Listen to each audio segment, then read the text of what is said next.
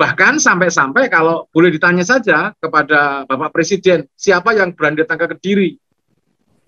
Ini kan fenomena banget. Kenapa permasalahan saya, pertanyaan besar saya. Mas Abu dan saya juga berharap, Yai Kafa juga berharap bahwa Bapak Presiden itu berani datang ke Kediri biar menyemangati warganya. Tapi kenapa enggak takut gitu loh? Yang ditakutkan apa gitu loh?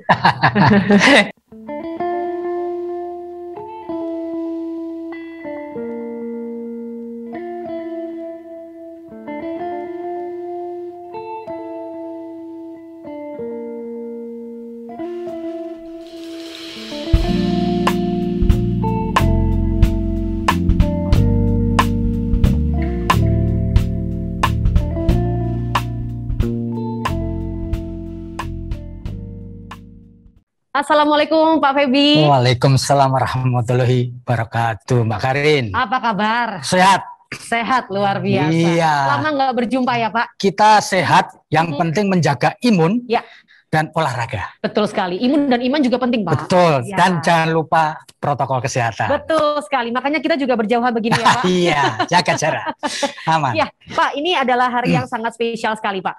Ya. Kota Kediri, hari jadi ke 1142. Ya. Artinya ulang tahun yang ke-11 abad lebih. Wow. Artinya kalau saya boleh catat berdasarkan prasasti Kwa, Kediri ini lahir tanggal 27 Juli 879 Masehi. Wow. Artinya abad ke-9 yang lalu. Ya.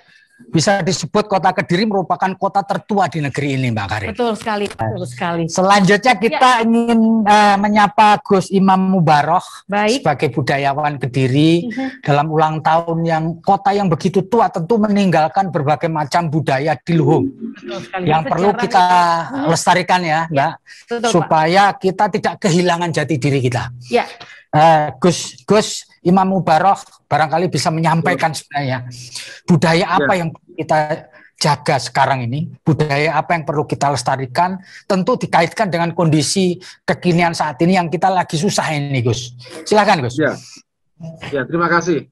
Kepada terhormat Bapak Jenderal Purnawirawan Bapak Muldoko, Bapak Wali Kota Kediri, Bapak Kepala Bank Indonesia, Bapak Rektor IKA, Bapak Rektor Udinus, yang saya hormati guru saya, Kiai Haji Bapak Bi Makrus, dan Ibu Siti Rokayah dari UMKM Kota Kediri. Pertama, Kota Kediri ini adalah kota yang sangat luar biasa. Ya. Jadi kalau ingin mengetahui Kota Kediri, meskipun Kota Kediri hanya terdiri dari 3 kecamatan, tetapi ada satu hal yang tidak dimiliki oleh kota lain. Ya. Pertama, kita melihat seperti halnya di Jalan Doho saja. Jalan Doho ini adalah ibu kota kerajaan Erlangga yang bernama Dahanapura, berarti kota api di antara 2 gunung, yakni Gunung Kelud dan Gunung Wilis. Kalau ngomong lagi tentang bendera merah putih pernah dikibarkan oleh Jayakatwang atas kemenangan atas Singosari tahun 1293. Tertulis dalam Prasasti Kudadu, itu juga mengibarkan bendera merah putih di tahun itu.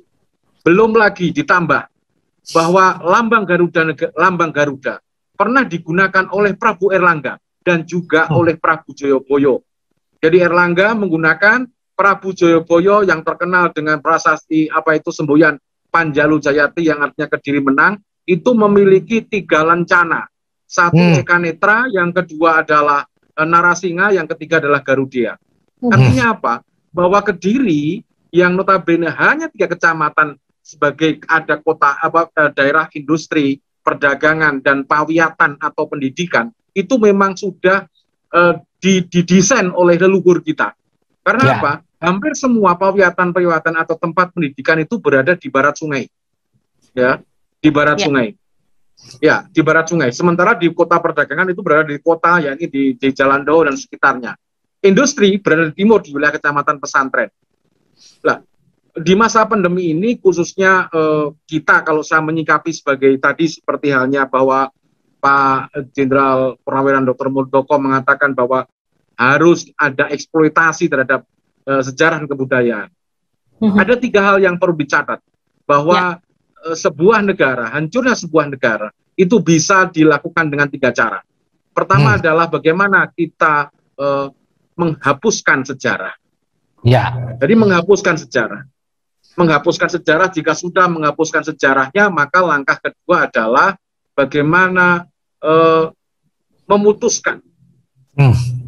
Ya, memutuskan. Memutuskan ini dibagi 2 lagi, memutuskan dengan leluhurnya yang ketiga. Kalau semua langkah-langkah ini sudah dilakukan, bagaimana kita bisa mikul dhuwur mendem jeru terhadap peninggalan-peninggalan luhur yang adiluhung yang harus kita lestarikan. Nah, daripada itu, maka bahwa langkah-langkah yang dilakukan Mas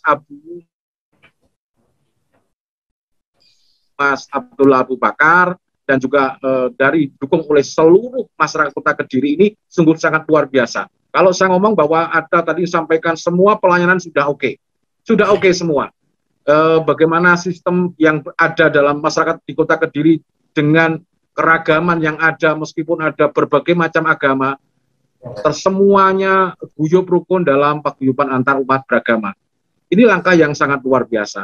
Tinggal bagaimana kita setiap gerakan-gerakan yang kita lakukan, kita harus melihat pada porsinya masing-masing. Yakni adalah bagaimana jangan sampai kita meninggalkan sejarah.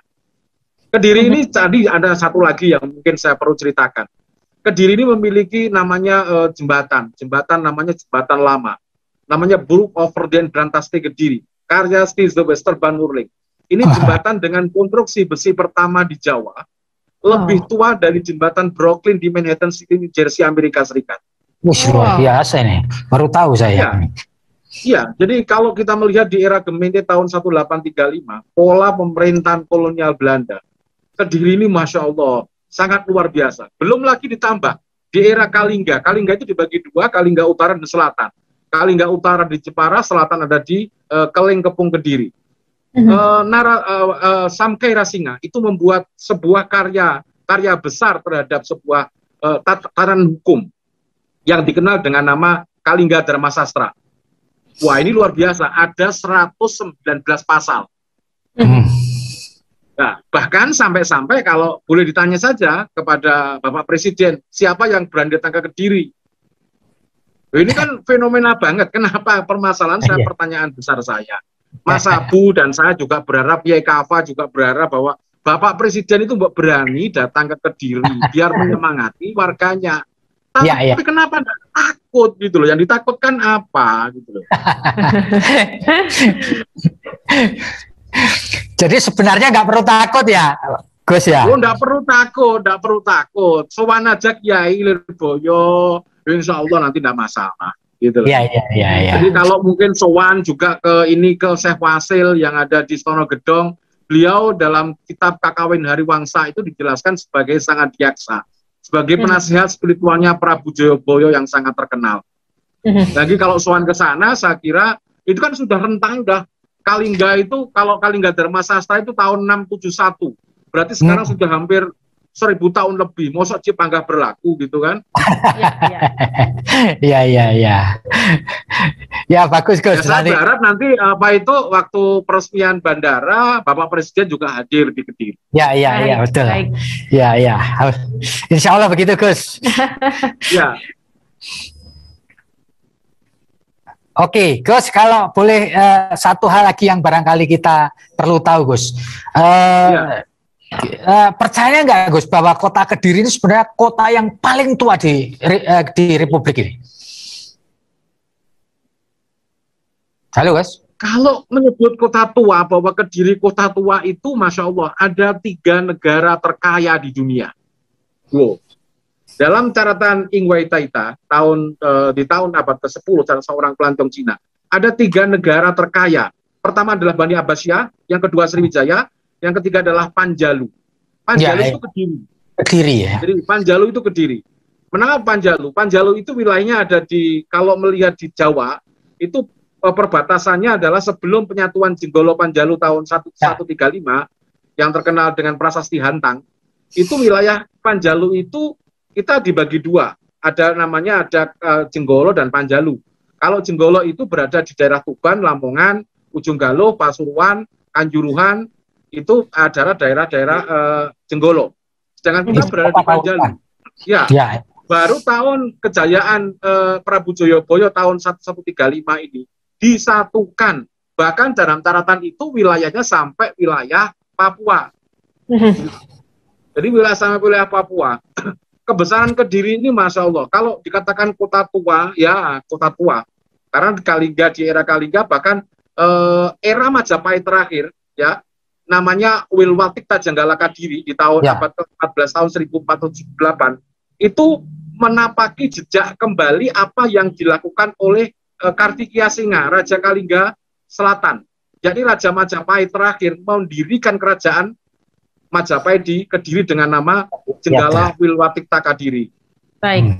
Jadi kalau ngomong tentang Kediri, sekali lagi bahwa ini kota tua, kota inspirasi, kota yang sangat luar biasa. Saya kembali terus setiap saat mendukung baik kepada Mas Abu, kepada Mas Dito sebagai Bupati, juga terus mengeksploitasi bagaimana apa yang ada yang kita miliki ini agar masyarakat, agar generasi muda khususnya mereka lebih mencintai Kediri dengan sejarah dan yang tidak mungkin akan kita bisa tinggalkan, dan itu akan menjadi inspirasi kita untuk seterusnya. Terima kasih sudah nonton. Jangan lupa like, subscribe, dan share ya.